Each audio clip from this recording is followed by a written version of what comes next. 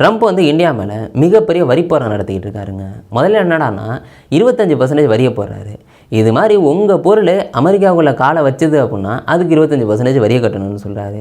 இப்படி போயிட்டு இருக்கும்போதே சொல்கிறாரு, நீங்கள் ரஷ்யாக்கிட்டேருந்து கச்சா எண்ணெய் வாங்கக்கூடாது, வாங்கினீங்கன்னா உங்களுக்கு டேக்ஸை போடுவோம் அப்படின்னு. இப்படி நாட்கள் போக போக இப்போ என்ன சொல்கிறாருன்னா, நீங்கள் ரஷ்யாக்கிட்டேருந்து கச்சா எண்ணெய் வாங்கிக்கிட்டே இருக்கீங்க, அதெல்லாம் ரொம்ப தப்பு, உங்களுக்கு 50% வரியை போடுறேன், நீங்கள் அமெரிக்காவுக்குள்ளே பொருளை கொண்டு வரீங்க அப்படின்னா 50% வரியை கட்டுங்க அப்படின்னு வந்து சொல்கிறாரு. இப்படி இங்கே உள்ள ஏற்றுமதி பண்ணுறவங்கலாம் வந்து ரொம்ப கஷ்டப்படுறாங்க. ஏங்க 50%லாம் நியாயமே இல்லாததுங்க அப்படின்னு வந்து சொல்லிக்கிட்டு இருக்காங்க. இங்கே ட்ரம்ப் என்ன பண்ணுறாப்புலன்னா, இந்தியாக்கிட்ட பகைச்சிக்கிட்டு பாகிஸ்தான்கிட்டலாம் ஒப்பந்தம்லாம் வந்து போட்டுக்கிட்டு இருக்காப்புல. அதை தாண்டி ரஷ்யாக்கிட்டேருந்து கச்சா எண்ணெய் வாங்குறது நம்ம மட்டும் கிடையாதுங்க, சைனாவும் வாங்கிக்கிட்டு இருக்காங்க. ஆனால் அவங்களுக்கு எந்த வரியும் வந்து அதிகப்படுத்தலை. இப்படி இந்தியாவை மட்டுமே கருவங்கட்டி வந்து அடிச்சுக்கிட்டு இருக்காப்புல. அதுக்கு ட்ரம்ப் என்ன சொல்கிறாப்புலன்னா, இங்கே பாருங்கள், இந்தியான்னு வருது பாருங்கள், ரஷ்யாவுக்கும் உக்ரைனுக்கும் போர் நடந்துக்கிட்டு இருக்கு. அந்த போர் நடக்கிறதே இந்த இந்தியா தான் காரணம் அப்படின்னு சொல்கிறாரு. ஏன்னா இந்தியா வந்து கச்சா எண்ணெயை வாங்குறதுனால வருமானம் ரஷ்யாவுக்கு வருதான். இப்படி ரஷ்யாவுக்கு வருமானம் வர்றதுனால இந்த போரை நடத்திக்கிட்டு இருக்காங்களாம். இப்படி ஒரு காரணத்தை வந்து சொல்கிறாப்புல. இந்த ஆகஸ்ட் 8 ரஷ்யாவுக்கு கடைசி டேட்டு கொடுத்தாங்க. ஏங்க அதுக்குள்ளே நீங்கள் வந்து ரஷ்யாவுக்கும் உக்ரைனுக்கு நடக்கிற அந்த போரை நீங்கள் நிறுத்தியே ஆகணும் அப்படின்னு.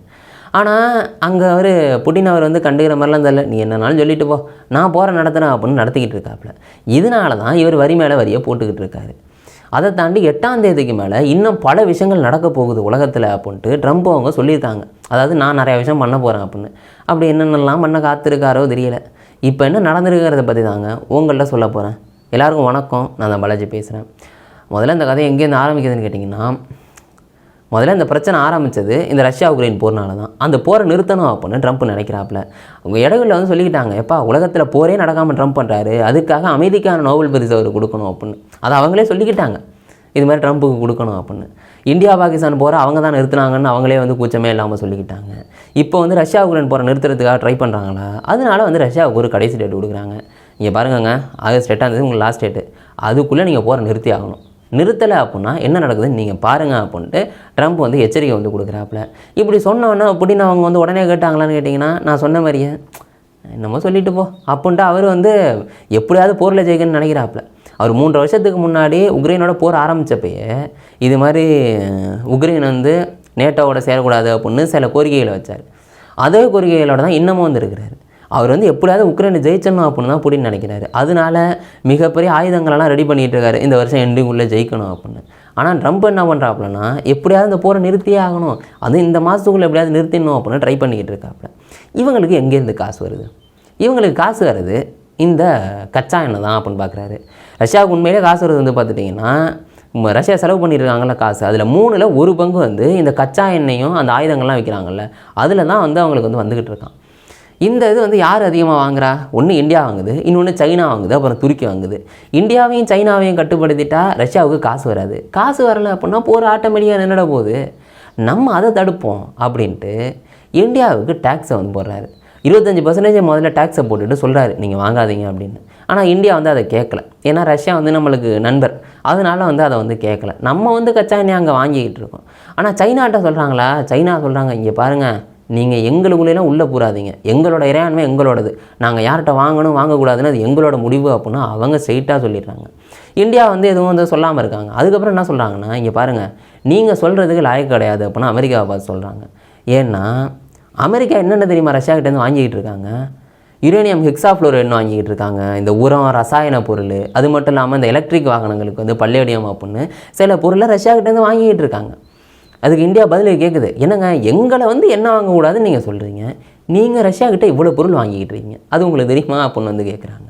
அதை தாண்டி நீங்கள் போன வருஷம் நீங்கள் வந்து $3.5 பில்லியன் ரஷ்யாவோட பிஸ்னஸ் பண்ணியிருக்கீங்க. எங்களை இவ்வளோ கச்சா எண்ணெய் வாங்காதா அதனால தான் போர் நடக்குதுன்னு சொல்கிறீங்க. நீங்கள் என்ன பண்ணிக்கிட்டு இருக்கீங்க? உங்களால் இப்போ நான் போர் நடக்குதா அப்படிங்கிற டோனில் வந்து கேட்டிருக்காங்க. நீங்கள் அதெல்லாம் வாங்குறீங்க அப்படின்னு எடுத்து காமிக்கிறாங்க. இதெல்லாம் வந்து அண்டர்லைன் பண்ணி வந்து காமிக்கிறாங்க.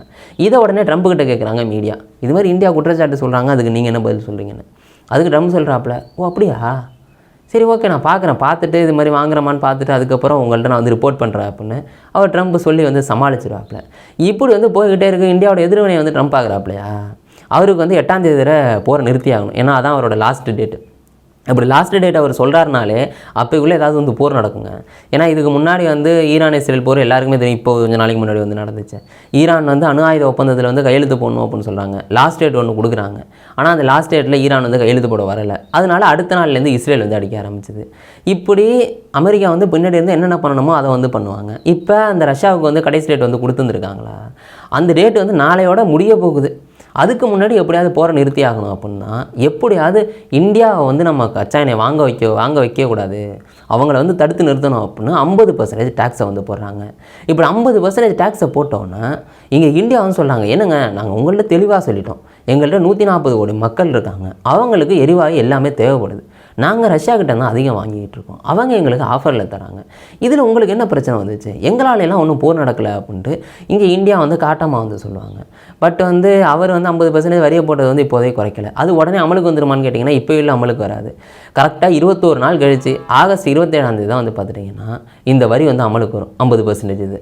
அப்போ இந்தியாவிலேருந்து பார்த்துட்டிங்கன்னா போகிற எந்த பொருளாக இருந்தாலும் சரி அங்கே 50% வரியை கொடுத்தா தான் அங்கே வந்து விற்பாங்க. நம்ம வந்து ஏகப்பட்ட பொருளை அமெரிக்காவுக்கு ஏற்றுமதி பண்ணுறாங்க. நினச்சி கூட பார்க்க முடியாத பொருள்னு சொல்லலாம். கிட்டத்தட்ட நம்ம அதிகம் ஏற்றுமதி பண்ணுறதே அமெரிக்காவுக்கு தான். 18% பொருள் அமெரிக்காவுக்குள்ள ஒன்றா நம்ம விற்றுக்கிட்டு இருக்கோம்னு வைங்க. 18% பொருள்லாம் நம்ப முடியாத பொருளுங்க.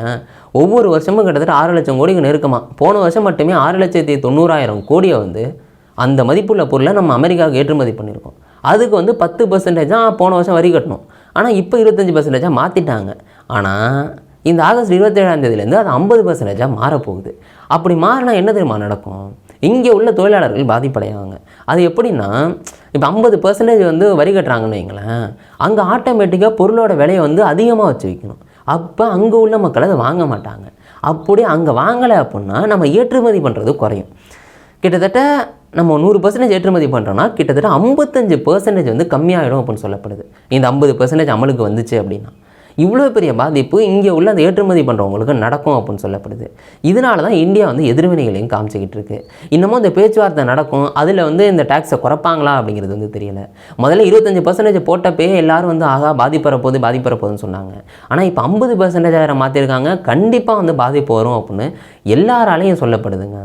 அதை தாண்டி சிலதுக்கு வந்து சொல்லியிருந்திருக்காங்க. இங்கே பாருங்கள், இந்த ஐஃபோன் மாதிரி சில மின்னணு பொருட்கள் இருக்குதுல்ல, அதுக்கு வந்து 50% டேக்ஸ் இல்லை, இந்த மருந்துகளுக்கு வந்து 50% டேக்ஸ் இல்லை அப்படின்னு அமெரிக்கா சொல்லுது. ஏன்னா அது அவங்களுக்கு தேவைப்படுது. அதனால் வந்து அதுக்கு மட்டும் வந்து டேக்ஸை விதிவிலக்காக வந்து வச்சுருந்துருக்காங்க. இப்படி நம்மளை பகச்சிக்கிட்டு பாகிஸ்தானோட ஒரு ஒப்பந்தம் போடுறாங்க. பாகிஸ்தானில் உள்ள எண்ணெய் வளங்களை டெவலப் பண்ணுறதுக்காக ஒரு ஒப்பந்தங்க. அதையும் தாண்டி இந்தியா பாகிஸ்தான் வார் நடக்கும்போது பாகிஸ்தான் ராணுவ தளபதி அசீம் முனிரை கூப்பிட்டு உட்காந்து பேசினாங்க. அதிலெல்லாம் என்ன பேசுனாங்கன்னு தெரில. அப்போலேருந்தே ஒரு அரசல் பசலாக தான் போயிட்டுருக்குன்னு சொல்லலாம். ஏன்னா இந்தியா பாகிஸ்தான் வார் முடியுது, அந்த வாரை நான் தான் நிறுத்தினேன் அப்படின்னு ட்ரம்ப்பு உலகம் பூரா தப்பட்டை அடித்து தான் சொல்லிக்கிட்டு இருந்தார். ஆனால் இங்கே நம்ம பிரதமர் மோடி என்ன சொன்னாங்கன்னா, இல்லைங்க 3வது நாடு எதுவும் மூக்கம் நுழைக்கல, நம்ம தான் போகிற நிறுத்தினது அப்படின்னு சொன்னாங்க. அப்போலேருந்தே ஒரு கசப்பு இருந்துச்சு. அதுக்கப்புறம் என்ன சொன்னாங்கன்னா, நீங்கள் கச்சா எண்ணெய் வாங்குறீங்க, அதனால தான் 50% டேக்ஸ்ன்னு சொன்னாங்க. ஆனால் நம்மளை விட அதிகமாக சீனா தான் ரஷ்யா கிட்டேருந்து கச்சா எண்ணெய் வாங்குறாங்க. ஆனால் சீனாவை பகிர்ச்சிக்கல. ஏன் தெரியுமாங்க, சீனா மூலம் ரஷ்யான்னு வருது பாருங்கள், அமெரிக்காவுக்கு அவ்வளோ பலன் இருக்குது. ஏன்னா சீனா அந்த அளவுக்கு பொருட்களை ஏற்றுமதி பண்ணி விட்டுக்கிட்டு இருக்கு. நம்மளை விட 5 மடங்கு பொருளை சீனா அமெரிக்காவுக்காக ஏற்றுமதி பண்ணுது. நினச்சி கூட பார்க்க முடியாது நம்பருங்க. ஒரு ட்ரெஸ்ஸை உதாரணமாக எடுத்தோன்னா 21% அமெரிக்காவோட ட்ரெஸ் மார்க்கெட்டு கிட்டத்தட்ட சீனாக்கிட்ட தான் இருக்குதுன்னு சொல்லலாம். போன வருஷம் அந்த அளவுக்கு ட்ரெஸ்ஸை மட்டுமே ஏற்றுமதி பண்ணியிருந்திருக்காங்க. இப்படி அந்த வரியை வந்து இன்க்ரீஸ் பண்ணாங்கன்னா அமெரிக்காவுக்கு லாஸாக இருக்கும். ஏன்னா ஏற்கனவே கிட்டத்தட்ட 3 டிஜிட் நம்பரில் 100% மேலே வரியெல்லாம் போட்டு பார்த்தாங்க. அது அமெரிக்காவுக்கு மிகப்பெரிய லாஸாக வந்து தான் இருந்தது. இப்போ மறுபடியும் 100% வரி அவங்க மேலே போட்டு நம்ம லாஸ் ஆகிக்க வேணாம் அப்படின்னு தான் சீனா மேலே கையை வைக்காமல் நம்மளுக்கு எதுவாக இருக்குது, இந்தியா தான் இருக்குது, இந்தியாவை போட்டு அடிப்போம் அப்படின்னு 50% டேக்ஸை போட்டிருக்காங்க. யோசிச்சு பாருங்கள், சீனாவை பகச்சிக்காமல் இந்தியாவை பகச்சிக்கிறாங்க, பாகிஸ்தானோட ஒப்பந்தம் போட்டுக்கிறாங்க. அதையும் தாண்டி துருக்கி வந்து ரஷ்யா கிட்ட கச்சா எண்ணெய் வாங்கிக்கிட்டு இருக்கு. துருக்கி வந்து நேட்டோ நாடு, அவங்களையும் வந்து எதுவுமே சொல்லலை. இப்படி எதுவும் சொல்லாமல் பாரபட்சம் பார்த்து இந்தியாவை மட்டுமே டார்கெட் வச்சு வந்து அடிச்சுக்கிட்டு இருக்காப்புல ட்ரம்ப். இப்படி போயிட்டு இருக்கும்போது ட்ரம்ப்பை பேட்டி எடுக்கிறாங்க. என்ன நீங்கள் இந்தியாவுக்கு மட்டும் பாரபட்சம் பார்த்து நீங்கள் டேக்ஸை போகிறீங்களான்னு கேட்குறாங்க. அதுக்கு அவர் என்ன சொல்லுவார்னா, டேக்ஸை போட்டு 8 மணி நேரம் தாங்க ஆகுது, பார்ப்போம் என்ன நடக்குதுன்னு பொறுத்து இருந்து பார்ப்போம், இன்னும் நிறையா விஷயங்கள் நடக்க போகுது, நீங்கள் ஆச்சரியப்படுற பல விஷயங்கள் நடக்க போகுது அப்படின்னு சொல்லியிருப்பார். அதுன்னா ஏன் அதை கணக்கு வச்சு சொல்லியிருப்பாருன்னா, நாளைக்கு தான் லாஸ்ட் டேட்டு கொடுத்தாரு. இந்த லாஸ்ட் டேட்டு முடிஞ்சதுக்கு அப்புறம் அவர் பல கண்ட்ரி மேலே வரி போட போகிறாரு. கிட்டத்தட்ட 2வது ரக வரியாம். அதாவது ரெண்டாவது ரக வரினா என்னென்னு போட்டு குழப்பிக்காதீங்க. இப்போ ரஷ்யா தானே போர் நடத்திக்கிட்டு இருக்குது, அவங்களுக்கு முதல் ரக வரி, அவங்களுக்கு தான் கடுமையான வரியை போட வேண்டியது. அடுத்து அவங்கள்ட்டேருந்து கச்சா எண்ணெய் வாங்குற எல்லா கண்ட்ரிக்கும் இந்தியா சீனா அப்படின்னு பாரபட்சம் பார்க்காம எல்லாருக்கும் வந்து ரெண்டாவது ரக வரியை போட போகிறேன். அதாவது இப்போ நம்மளுக்கு 50% வரி இருக்குல்லுங்க, அது 100% வந்து மாறும். அப்படிப்பட்ட வரியை போட போகிறேன் அப்படின்னு வந்து ட்ரம்ப் மிரட்டியிருக்காப்புல. அப்படி வரியை போடுறாங்க அப்படின்னா அது அமெரிக்கா தலையில் அவங்களே மண்ணள்ளி போட்டுக்கிற மாதிரி தான். ஏன்னா இந்தியாவிலேருந்து எந்த பொருளும் ஏற்றுமதி ஆகி போகாது, சீனாவிலேருந்து எந்த பொருளும் ஏற்றுமதி ஆகி போகாது. அப்போன்னா அங்கே வந்து அந்த மார்க்கெட்டு சும்மா கேப் விழுந்து கிடக்கும்ல, யோசிச்சு வந்து பாருங்கள். இப்படி ஏற்றுமதி வந்து கம்ப்ளீட்டாக வந்து ஸ்டாப் ஆகும். இப்படி இந்தியாவும் சைனாவும் எப்பா நீங்கள் இவ்வளோ வரியை போடுறீங்க, நாங்கள் வந்து ரஷ்யாக்கிட்ட வந்து எண்ணெயை வாங்கலப்பா அப்படின்னு சொல்கிறாங்கன்னா இந்த போர் நின்றுடுமான்னு கேட்டிங்கன்னா அங்கே தான் மிகப்பெரிய ட்விஸ்ட்டே நடக்கும். இப்படி ரஷ்யாக்கிட்டேருந்து கச்சா எண்ணெய் வாங்கலை அப்படின்னா உலக பொருளாதாரம் பயங்கரமாக பாதிப்படையும். ஏன்னா உலகத்தில் கச்சா எண்ணெய் அதிகமாக உற்பத்தி பண்ணுறது சவுதி அரேபியா, அமெரிக்கா, அதுக்கப்புறம் ரஷ்யா தான் இருக்குது. இப்போ ரஷ்யாக்கிட்டேருந்து நம்மளும் சைனாவும் அந்த கச்சா எண்ணெயை வாங்கலை அப்படின்னா அது ரஷ்யாக்கிட்ட மட்டும்தான் இருக்கும். அப்படி அங்கே மட்டுமே அவங்க மட்டும் வச்சுருக்காங்கன்னா இப்போ நம்மளுக்கு வந்து அது தேவை இருக்குல்ல, 140 கோடி மக்கள் வச்சுருக்கோம். இப்படி நம்ம என்ன பண்ணுவோம், உடனே வந்து மற்ற நாடுகளை அணுகி போவோம், நம்மளும் சைனாவும். இப்படி மற்ற நாடுகளில் தேடி போனோம் அப்படின்னா கச்சா எண்ணெயோட விலை பயங்கரமாக ஏறும். இப்படி ஏறுனுச்சு அப்படின்னா இது உலக பொருளாதாரம் பாதிப்படையும் அப்படின்னு வந்து சொல்லப்படுது. இப்படி பல விஷயங்கள் இருக்குது. இப்படி உலக பொருளாதாரம் பாதிப்படைகிறது மட்டும் இல்லாமல் ரஷ்யாவோட பொருளாதாரம் பயங்கரமாக பாதிப்படையும். ஏன்னா அங்கே பயங்கரமான மந்தநிலை ஏற்படும். 3% ஒரு பங்கு வந்து இதை நம்பி தான் வந்து ரஷ்யா வந்து இருக்குது. அதை வச்சு தான் செலவு பண்ணிக்கிட்டு இருக்காங்க. போரும் நடத்த முடியாது. அது மட்டும் இல்லாமல் உள்ள அங்கே பல பிரச்சனைகள் வந்து ஏற்படும். உலக பொருளாதாரமே ஒரு மிகப்பெரிய அடி வாங்கும் அப்படின்னு வந்து சொல்லப்படுது. இந்த போர் 2024 ஆரம்பிச்சதுங்க, ரஷ்யா உக்ரைன் போர். அப்போ அமெரிக்கா சொன்னிச்சு, இது மாதிரி இந்தியா கிட்ட சொன்னிச்சு, நீங்கள் வந்து இந்த கச்சா எண்ணெய் வாங்குறது நல்லது தான், இந்த கச்சா எண்ணெய் சமநிலையில் இருக்கும் அப்படின்னு அப்போ ஆட்சி பண்ணவங்க சொன்னாங்க. ஆனால் இப்போ ட்ரம்ப் வந்து என்ன பண்ணுறாருன்னா இந்த போரை நிறுத்தணும் அப்படின்னா நீங்கள் வாங்காதீங்க அப்படின்னு வந்து சொல்லார். இதனால தான் வரி மேலே வரி போட்டுக்கிட்டு இருக்காரு. இன்னும் 2-3 நாளில் இது 100% வரியை மாற்ற போகிறேன் அப்படிங்கிற நிலைமையில் வந்து சொல்லிக்கிட்டு இருக்காப்புல, ரெண்டாவது ரக வரியை போட போகிறேன் அப்படின்னு. அவர் பண்ணாலும் பண்ணக்கூடிய ஆள் தாங்க. இன்னும் என்னென்ன பண்ண காத்திருக்காரா யாருக்கு வந்து தெரியும். இன்னமும் பல பேச்சுவார்த்தைகள் நடந்து பல விஷயங்கள் வந்து நடக்கலாம். அப்படியே ரெண்டாவது ரக வரி போகிறாரு அப்படின்னா இந்தியா, சைனா, துருக்கி அப்படின்னு பல நாடுகள் வந்து இதில் மாட்டோம். பாப்பா என்ன நடக்குது அப்படின்னு.